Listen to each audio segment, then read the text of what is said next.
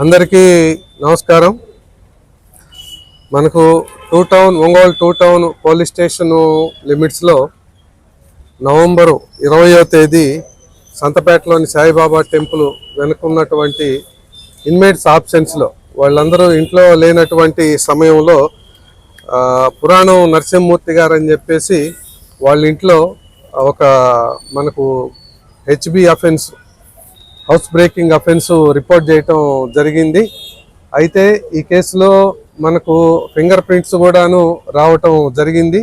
దాన్ని బేస్ చేసుకొని అతను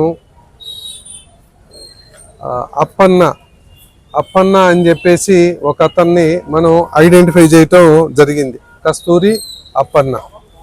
అయితే ఇతన్ని ఒంగోలు టూ టౌన్ మరియు సిసిఎస్ రెండు స్టేషన్స్ నుంచి ఉన్నటువంటి ఆఫీసర్స్, సిబ్బంది అందరూ కూడాను ఇతన్ని గురించి విచారించి సమాచారం సేకరించి ఈరోజు అతన్ని అరెస్ట్ చేయటం జరిగింది. అతనితోటి పాటు ఇంకొక ఇద్దరిని కూడాను ఈ ప్రాపర్టీ అఫెన్స్ చేసినటువంటి ప్రాపర్టీని డిస్పోజ్ చేసేటటువంటి విషయంలో అతనికి సహకరించినటువంటి నారాయణ వెంకటశేషారెడ్డి అని చెప్పేసి ఇంకొక ఇద్దరిని కూడాను వాళ్ళిద్దరిని కూడా అదుపులోకి తీసుకోవటం జరిగింది. అయితే మనం చెప్తున్నటువంటి కస్తూరి అప్పన్న ఇతను మన ఒకటే కాకుండా ఇంకా 5 అఫెన్సులు కూడాను అది కన్ఫెస్ చేయటం జరిగింది.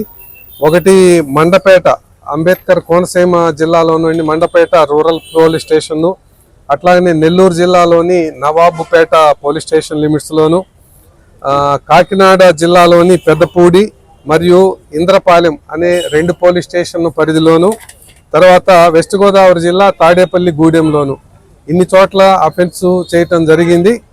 అన్నిటినీ కూడాను దీంట్లోకి సంబంధించినటువంటి ప్రాపర్టీని అంతా కూడాను ఈరోజు టూ టౌన్ పోలీసులు, సిసిఎస్ పోలీసుల సహాయంతో అరెస్ట్ చేయటం జరిగింది. అతని దగ్గర నుంచి 250 గ్రాములు గోల్డ్ ఆర్టికల్స్ స్వాధీనం చేసుకోవటం జరిగింది. అయితే ఇతను మీద కూడాను పూర్వం కూడాను చాలా కేసులు ఉన్నాయి. ఈ కస్తూరప్పన్న మీద మనం చెప్పినటువంటి 6 కేసులే కాదు, అతని మీద దాదాపు సుమారు 79 కేసులు తూర్పుగోదావరి జిల్లా, పశ్చిమ గోదావరి, బాపట్ల, విశాఖపట్నం, మళ్ళీ ఇప్పుడు మనం ప్రకాశం, ఇన్ని జిల్లాల్లో కలిపి మొత్తం సుమారు 79 కేసుల్లో అతను ఇన్వాల్వ్ అయ్యి ఉండటం జరిగింది. ఈ అరెస్టు చేసినటువంటి పోలీసులందరినీ కూడాను జిల్లా ఎస్పీ గారు అందరినీ కూడా అభినందించడం జరిగింది. జిల్లా ఎస్పీ గారి సూచనల మేరకు ఈ 2 సిసిఎస్ నుంచి టూ టౌన్ పోలీస్ స్టేషన్ నుంచి టీమ్స్గా ఫామ్ అయ్యి ఇతన్ని ఈరోజు కస్టడీలోకి తీసుకోవటం జరిగింది. ఈ అఫెన్సెస్ అన్నీ కూడా అతను కన్ఫెస్ చేయటం జరిగింది. ఇది కాకుండా మనకు 10వ తేదీ ఒంగోలు తాలూకా పోలీస్ స్టేషన్ లిమిట్స్లో గాంధీనగర్ 4వ లైన్లో, జనార్దన్ నగర్ 4వ లైన్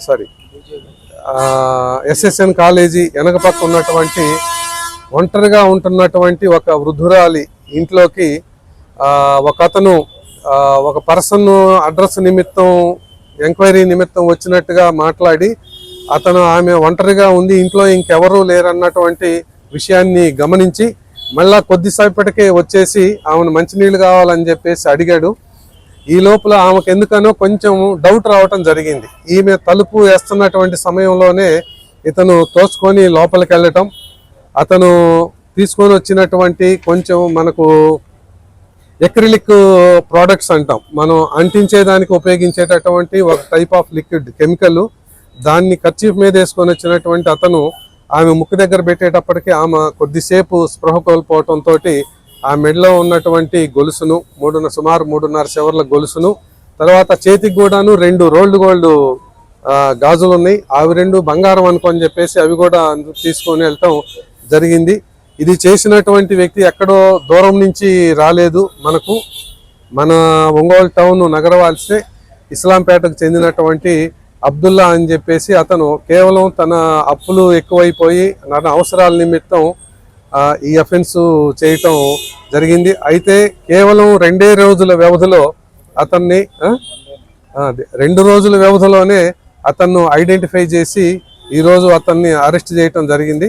అయితే అతను దొంగిలించినటువంటి సుమారు 3.5 సెవర్లు ఉన్నటువంటి గొలుసును మనకు ఒంగోలులోని ముత్తూట్ ఫైనాన్స్లో తాకట్టు పెట్టడం జరిగింది. అది స్వాధీనం చేసుకోవటానికి కొంచెం అది డాక్యుమెంటరీ ప్రొసీజర్ ఉంటుంది. దాని ప్రకారం వాళ్ళ దగ్గర నుంచి స్వాధీనం చేసుకోవటం జరుగుతుంది. ఇది రెండో అఫెన్స్. ఇప్పుడు చెప్పినటువంటిది అయితే మాత్రం ప్యూర్లీ మనకు ఇప్పుడు ఇటీవల కిస్ కాలేజీ మేనేజ్మెంట్ వాళ్ళు మనకు తాలూకా సిఐ గారు వారి దగ్గర నుంచి కొంత మనకు ఇవి సీసీ కెమెరాస్ తీసుకొని ఆ సీసీ కెమెరాస్ ఇన్స్టాలేషన్ చేయటం వలన దీంట్లో కేసు యాక్చువల్గా డిటెక్షన్ ఆ సీసీ కెమెరాస్ మనకు బాగా ఉపయోగపడినాయి. యాక్చువల్గా అతను ఉపయోగించినటువంటి మోటార్ సైకిల్ మధ్యలో ఆల్టర్నేట్ నెంబర్స్ తీసేయటం జరిగింది.